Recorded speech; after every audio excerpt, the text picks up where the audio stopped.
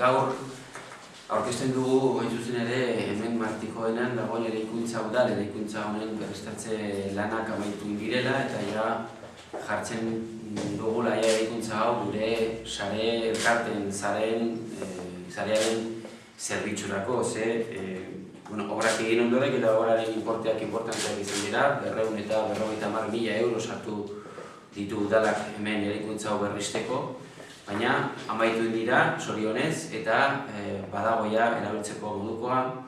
Eta alde horretatik, lehen behin eta hori esaten duan moduan, ari gara, nolabait, modernizazio prozesu honetan, udalerriko ekipamentu sozialak, kulturalak eta bar berriztatzen, nolabait, eta zaharberritzen. Eta kasu honetan, ari gara, nolabait lehen esan duan moduan, elkarte sarearen eskutan ekipamentu hau jartzen.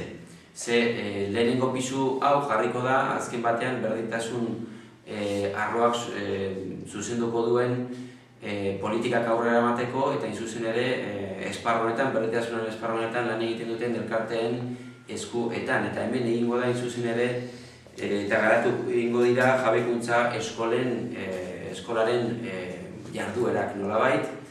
Horretarako antolatu egin da areto hau eta horretarako ere prest egongo da hemen gela honetan ere haurtxindegi bat antolatzeko eta egiteko leku berezi bat ere. Beraz, kasu honetan eta berdintasunaren esparru horri dagokionez aurrera pauso bat ematen dugu.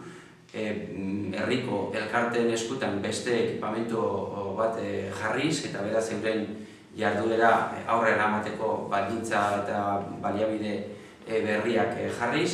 Eta kasu honetan ere jabekuntza eskola martzeko beste ekipamentu bat eta ondo egiteko beste baliabide bat azken batean. Eta bigarren pisuan, eraikuntza honen bigarren pisuan ere badaude lan egiten gure herrian nik izango nuke estrategikoak diren Euskararen normalizazioan esparru horretan eta helburu horretan estrategikoak diren 4 elkarteen lanak edo elkarte hauen sedeak jarrita daude hemen eraikuntza honetan. Zuzen ere, bigarren pisu honetan daudelako Argorta Dultsolari eskola, eurentzako bulego bat, Bizarralekoan Euskara elkartentzako ere beste bulego bat, eta baita ere Egiso eta Auka aldizkariarentzako bulegoak.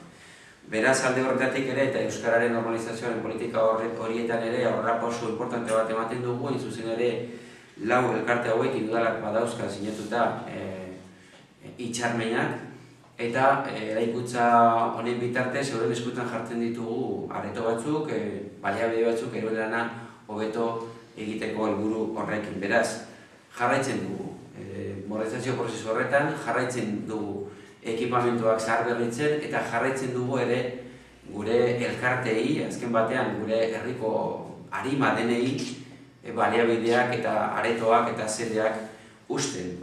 Algortan bagenuzkan kulturetzea eta guztiz okupatuta dago eta nolabait guztiz okupatuta eta erabiltzen da asko. Aretan ari gara ere, Txabarri parke horretan dauden ekipamentu horiek ere zehar berritzen, hain zuzen ere giza zerbitzuetan lan egiten duten elkarteen eskutan jartzeko helburu horrekin, eta gaur zabaltzen dugu ere hemengoa. Beraz, bide horretatik jarraitzen dugu eta jarraituko dugu etorkizunean dudarik gabe.